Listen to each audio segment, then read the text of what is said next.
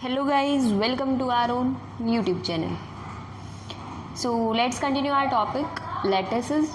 हम lattice topic में बहुत सारी थियोरम्स, प्रॉपर्टीज़, कुछ कम्यूटेटिव, एसोशिएटिव, लास्ट टाइम हमने प्रॉपर्टी ऑफ आइसोटोनिसिटी भी की थी और उससे रिलेटेड एक थ्योरम थी प्रॉपर्टी ऑफ आइसोटोनिसिटी वाली में ही, और उसके 4 पार्ट थे. उसके लिए मैंने आपको बोला था आप ट्राई करेंगे, मे बी हो गए होंगे और मैंने आपको शो कर दिया था उनका प्रूफ में भी, तो ये आपने कर लिए होंगे.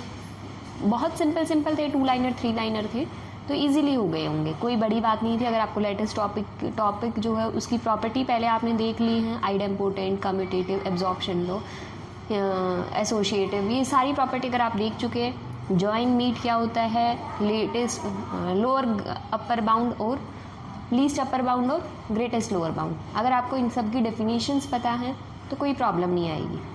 ठीक है, आज हम एक थ्योरम करेंगे, उसके बाद फिर इनइक्वालिटीज़ पे आएंगे. एक तरह से तुम यही कह सकते हो, यहीं से इनइक्वालिटी शुरू हो जाती है. सबसे पहली इनइक्वालिटी है डिस्ट्रीब्यूटिव इनइक्वालिटी, उसके बाद आएगी मॉड्यूलर इनइक्वालिटी, देन हम लेटिस की एक नई डेफिनेशन समझेंगे अलजेब्राइक सिस्टम में. ठीक है, देखिए थ्योरम है, late L and this is the relation be a lattice if A, B, C are 3 elements belongs to this lattice, then A join B meet C. तो अगर ये चीज़ आपको दी गई है, ये आपने यूनियन और इंटरसेक्शन में भी पढ़ी है डिस्ट्रीब्यूटिव प्रॉपर्टी कि कैसे एक्सपेंड हो जाती हैं, कौन सी प्रॉपर्टी कहाँ लगने से कैसे कैसे एक्सपेंड हो जाती है, तो ये आपने पहले भी पढ़ी हुई होंगी. कोई मतलब बड़ी बात तो है नहीं इन सब में कि आपको ये चीज़ पता चलेगी, या सिर्फ प्रूफ है इसका, और वो भी ऑलमोस्ट सेम ही है. ये नहीं है कि वो सेम नहीं होगा, वो भी ऑलमोस्ट सेम है, यूनियन और इंटरसेक्शन वाला ही. तो A join B intersection C is related to A join B intersection A join C. ठीक है, यही होता है. तब हम इक्वालिटी पढ़ते थे, अब हम इनइक्वालिटी पढ़ रहे हैं. ठीक है, तो वही चीज़ एक हम प्रूव करेंगे, सेकंड को आप लोग प्रूव करोगे, या फिर लिख भी सकते हो. अगर कम मार्क्स में तो डायरेक्टली आप लिख सकते हो प्रिंसिपल ऑफ ड्यूअलिटी यूज़ हो गया कि जहाँ इंटरसेक्शन था वहाँ यूनियन आ गया, जहाँ यूनियन था वहाँ इंटरसेक्शन आ गया, और वी कैन से जहाँ जॉइन था वहाँ मीट आ गया, और जहाँ मीट था वहाँ जॉइन आ गया. So let's have a look. हमें पता है ए जो है वो रिलेटेड होगा ए जॉइन बी से, या आप इसको मैथ्स की टर्म्स में समझिए. मैं हमेशा कहती हूँ ऐसे आपको रटना पड़ेगा. अगर आप इसे मैथ्स की टर्म में यूनियन इंटरसेक्शन करके समझेंगे तो एक अच्छे और बेहतर तरीके से सीख सकते हैं. देखिए, A is contained in A union B. हर एलिमेंट, 2 एलिमेंट अपने यूनियन के, अगर किसी और के साथ उसका यूनियन लेते हो तो उसमें कंटेन करेगा ही करेगा. ऐसे ही ए यूनियन सी लोगे तो वो बड़ा सेट होगा, उसमें ए तो कंटेन होगा ही होगा. अगर ए इसमें भी कंटेन है, इसमें भी कंटेन है, तो 100% ए इन दोनों की इंटरसेक्शन में भी कंटेन होगा. ठीक है, इन्होंने इंटरसेक्शन और यूनियन की जगह क्या लगाया हुआ है, मीट एंड जॉइन. ठीक है, ऐसे ही 2 एलिमेंट्स का इंटरसेक्शन, जैसे बी इंटरसेक्शन सी है, बी इंटरसेक्शन सी बी में भी कंटेन होगा, बी इंटरसेक्शन सी सी में भी कंटेन होगा. अब हमने देख लिया बी इंटरसेक्शन सी बी में कंटेन है, बी इंटरसेक्शन सी सी में भी कंटेन है. बी जो है वो 2 के यूनियन में, ऊपर से पता है, ये कह सकते हैं ना, ए जो है वो कंटेन होगा ए यूनियन बी में, बी भी कंटेन होगा ए यूनियन बी में, तो वही ले रखें. बी एलिमेंट जो है वो कंटेन होगा दोनों के यूनियन में, और उस बी में कंटेन होगा उन 2 एलिमेंट्स का इंटरसेक्शन. ठीक है, ऐसे इधर लिखा हुआ है सेम चीज़ें. इसमें से यहाँ ये इसमें कंटेन्ड है, ये इसमें कंटेन्ड है, तो ये पक्का इसमें कंटेन्ड होगा. ये इसमें कंटेन्ड है, ये इसमें कंटेन्ड है, तो ये भी इसमें कंटेन्ड होगा. ट्रांजिटिविटी. अब बी इंटरसेक्शन सी इससे भी रिलेटेड है, बी इंटरसेक्शन सी इससे भी रिलेटेड है, तो इसका मतलब बी इंटरसेक्शन सी उन दोनों से रिलेटेड है. तो ये 2 इक्वेशन को यूज़ करके हम ये दोनों से ये बोल सकते हैं, अगर ए जो है वो इससे रिलेटेड है, बी इंटरसेक्शन सी जो है वो भी इससे रिलेटेड है, तो हम ये कह सकते हैं जब ये भी इससे रिलेटेड है, ये भी इससे रिलेटेड है, तो इन दोनों का यूनियन भी इससे रिलेटेड होगा. ठीक है, तो यही चीज़ लिखी है ये भी. ठीक है, तो अगर कम मार्क्स में आता है तो हम आप डायरेक्टली ये लिख सकते हो, सेकंड जो इनइक्वालिटी है by the principle of duality. ठीक है, जहाँ जॉइन है वहाँ मीट है, जहाँ मीट है वहाँ जॉइन है. सिंपल है. अदरवाइज आप इसे बिल्कुल सेम इन्हीं स्टेप से प्रूव कर सकते हैं, कोई प्रॉब्लम नहीं आएगी. एक बार इसको लेके चलिए, फिर इसको लेके चलिए, इन दोनों का मीट, फिर इसको लेके चलिए, इसको लेके चलिए, इन दोनों का मीट, और फिर इन दोनों का जॉइन। Very simple. ओके,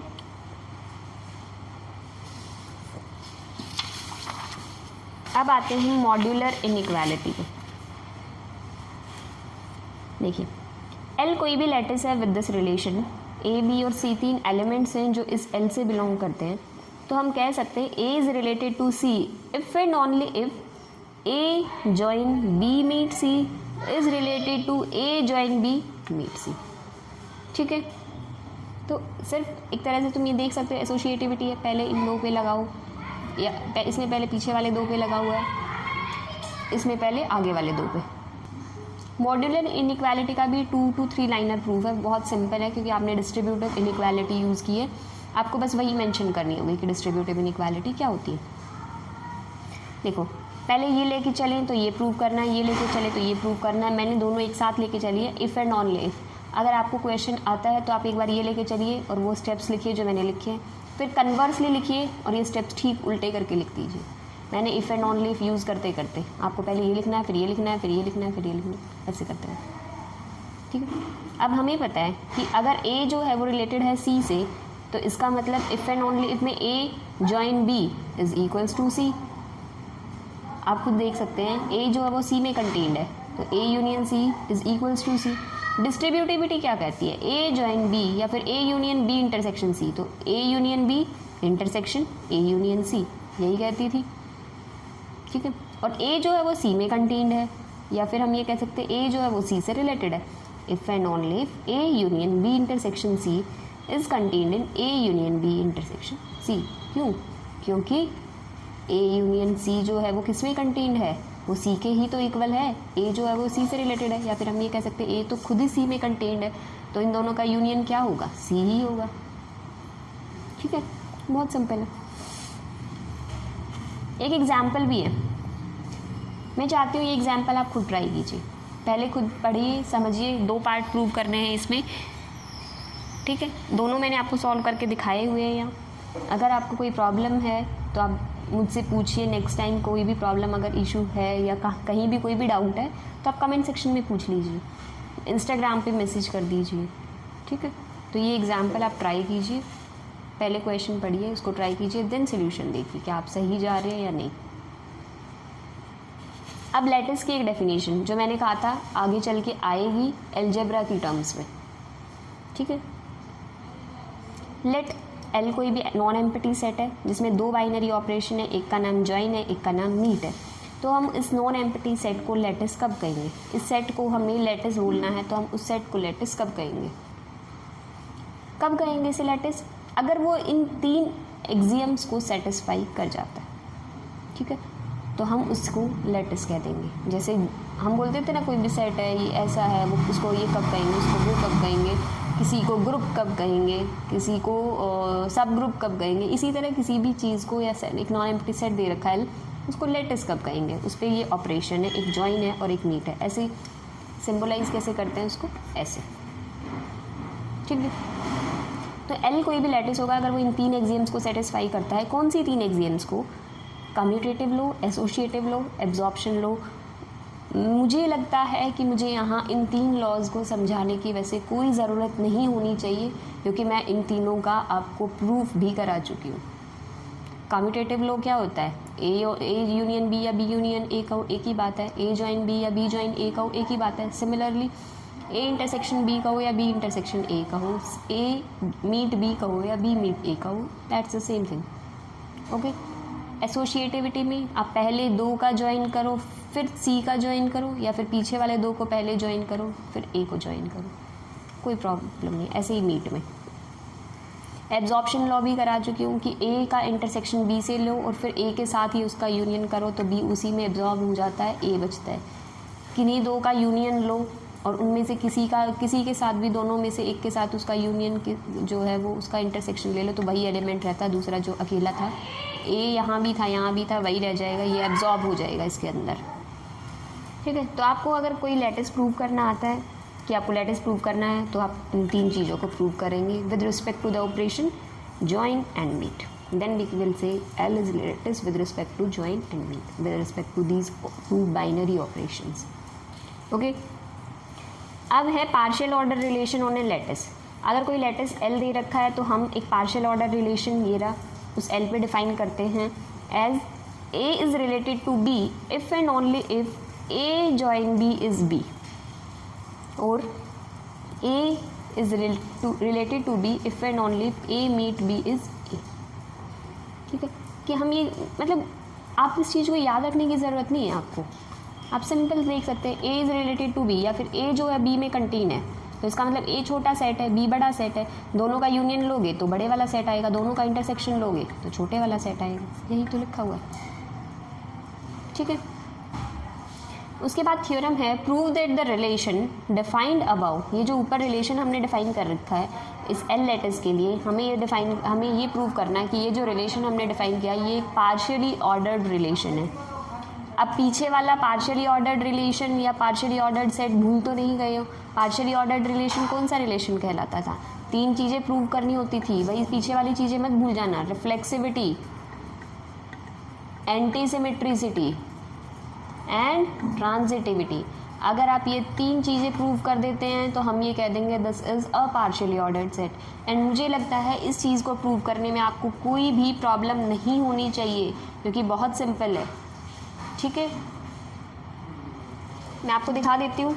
बहुत बार कराए हुए हैं मैंने ये चीज़ें कैसे इन 3 चीज़ों को प्रूव करते हैं. Wait, this is reflexivity. ठीक है. A is equals to A लिया जाता था या B is equals to A लिया जाता था. Antisymmetricity, A is related to B, B is related to C और लास्ट में हम ये प्रूव कर देते थे A और B दोनों इक्वल है. ट्रांजिटिविटी, A B से रिलेटेड है, B C से रिलेटेड है तो प्रूव करो A is related to C. बहुत सिंपल है. बहुत बार कर चुके हैं, बहुत सारे क्वेश्चंस किए थे ऐसे तो आराम से प्रूव हो जाएगा. Next, prove that the 2 definitions of lattice are equivalent to one another. हमने 2 डेफिनेशंस पढ़ी हैं, दोनों डेफिनेशन इक्वल हैं लेटिस की. ये चीज़ प्रूव करनी है. डेफिनेशन से अपने आप रिजल्ट आते चले जाएंगे, कोई प्रॉब्लम नहीं आएगी. पार्शियली ऑर्डर्ड सेट की ज़रूरत पड़ेगी, हो जाएंगे. ग्रेटेस्ट अपर बाउंड और लीस्ट अपर बाउंड की डेफिनेशन काम आएगी, हो जाएगी. ठीक है. देखो खुद पढ़ लेना, मैं आपको शो कर देती हूँ. ये तो है जब हम लेके चले थे. फर्स्ट डेफिनेशन क्या कहती थी? लेटिस जो है एक पोसेट है या पार्शियली ऑर्डर्ड सेट है जिसमें लीस्ट अपर बाउंड और ग्रेटेस्ट लोअर बाउंड जो है वो एग्जिस्ट करते हैं. और लास्ट में वो 3 जो लॉ हमने अभी बताई मैंने, वो तीनों लॉ जब क्योंकि डेफिनेशन में बताए थे ना 3 लॉ, कम्यूटेटिव, एसोसिएटिव, एब्जॉर्प्शन, ये 3 हम प्रूव कर देते हैं तो हम कह देंगे जो पहला लेके चले थे और दूसरा रह आए. फिर दूसरी डेफिनेशन को लेट करके चलें कि भाई वो 3 लॉ होल्ड करते हैं और फिर बाद में वो पोसेट मान के या प्रूव करके हम ये प्रूव कर देंगे कि एल जो वो लेटिस है considered as a poset according to first definition. ठीक है. तो मैं आपको शो कर देती हूँ, देख लेना. बहुत सिंपल है.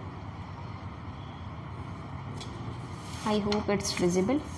वेट.